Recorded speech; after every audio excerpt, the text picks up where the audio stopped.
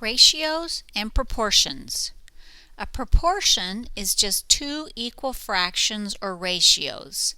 Ratios and fractions are the same thing. They're a comparison between numbers. For example, 3/4. That's a fraction and a ratio. A proportion is when you have two equal fractions.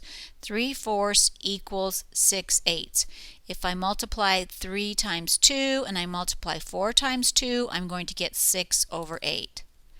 The other thing about proportions is that when you multiply, you cross multiply, you're going to get equal numbers. 3 times 8, and if I multiply this way, it's going to be equal to 4 times 6. 3 times 8 is 24, and 4 times 6 is 24. And that's what we're going to use to solve ratios. Here's our first example. This is how we solve. Cross multiply. Just like I did, you multiply these two, make them equal to these two.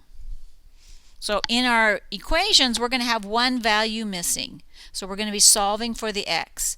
Cross multiply. Multiply these two numbers together. So 7 times 3. Keep the equal sign and then multiply your x times 2, or 2x. That'll give us 21 equals 2x. Now I want 1x, so this is multiplying. I do the opposite and divide by 2. 2 divided by 2 is 1, so I have 1x.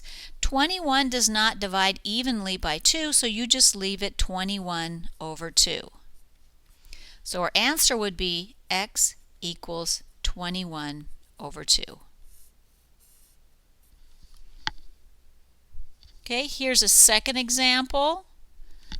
This time we're solving for y. Same procedure, we're going to cross multiply. But if you look at this first fraction, you'll notice that 28/4 can be reduced. If we reduce it, then we're working with smaller numbers and it's easier.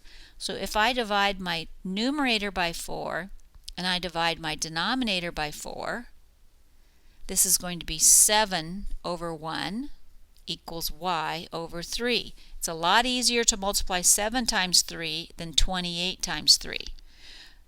This is still the same procedure. You're going to multiply 7 times 3, which is 21. You're going to multiply 1 times y, which is y. So our answer is y equals 21. So if you can reduce the fraction that's complete with a numerator and a denominator, go ahead and reduce that. It makes it a lot easier. Be careful though, make sure that you're reducing it correctly. Now we're going to work with multi-step proportions. The important thing to remember is you're going to put in parentheses. You're going to put parentheses around any numerator or denominator that has more than one term. For example, x plus 4 has two terms, so we're going to put parentheses around it. X minus 2, also two terms, insert those parentheses. Now I have exactly the same steps. I'm going to cross multiply. So I'm going to multiply 7 times x plus 4, and I'm going to multiply in the opposite way, 5 times x minus 2. I kept the parentheses in there. Remember, you're going to put the equal sign between them. Step number 3 says use distributive property. So 7 times x is 7x. 7 times 4 is a positive 28. Keep that equal sign. 5 times x is 5x. And 5 times negative 2 is negative 10. Here's my equal sign. I have variables on both sides. I have 7x and 5x. You're going to get rid of the smaller one, so we're going to subtract 5x from both sides.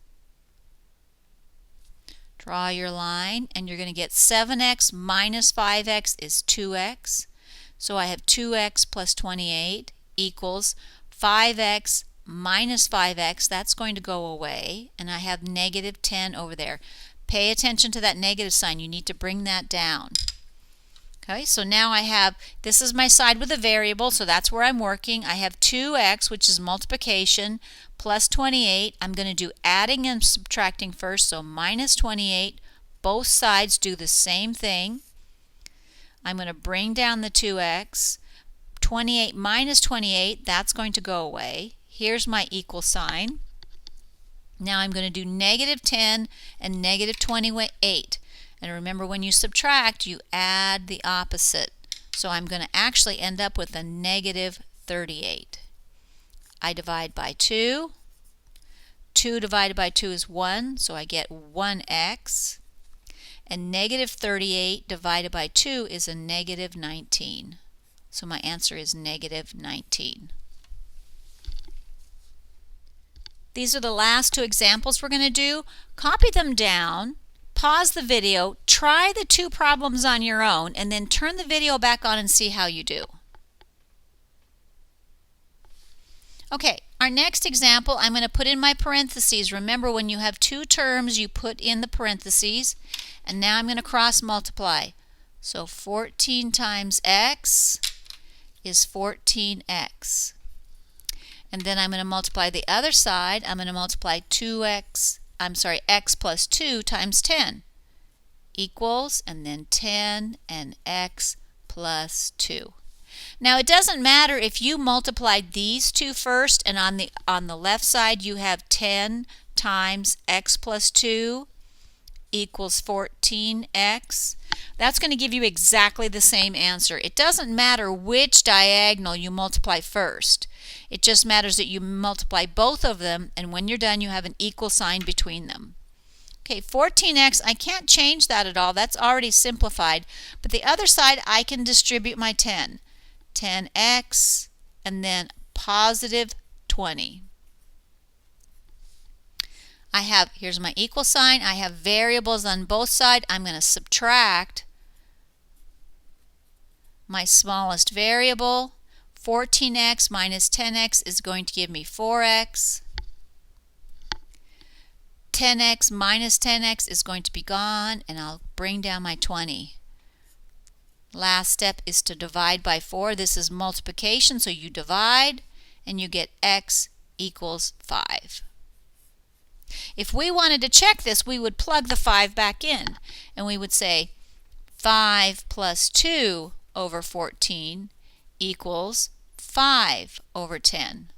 7 over 14 equals 5 over 10, and that does work because 7 over 14 is 1/2. And 5 over 10 is also 1/2. That's how you would check it to make sure your answer is correct. All right, our very last example. This one has your multiple terms, your binomial, in the denominator. You're still going to put your parentheses around it before you go to work. Parentheses around w plus 6 and parentheses around w minus 4. Cross multiply. Remember, it doesn't matter which diagonal you multiply first. This is going to give us 5 times w plus 6. Keep the equals. Then the other side, I'm multiplying 3 times w minus 4. I need to simplify, so I'm going to use my distributive property. 5 times w is 5w. 5 times 6 is positive 30.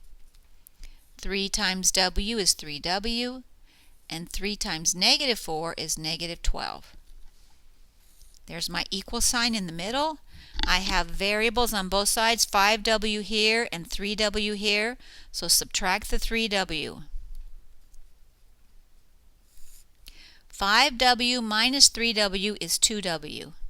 Bring down your positive 30, bring down your equal sign. Now I have 3w minus 3w, that cancels and I have 0, and I'm going to keep that negative 12.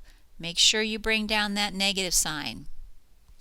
This is my side with a variable, so that's the side I'm going to keep working on. I have 2w plus 30, multiplication and addition, so I'm going to do the addition first and subtract. Minus 30. 2w. 30 minus 30 becomes 0. I'm subtracting 30 over here, so that's the same as adding negative 30, and I end up with a negative 42. My last step is to divide by 2. 2 divided by 2 is 1, 1w. Negative 42 divided by 2 is negative 21, and I get w equals negative 21. And that completes the notes for today.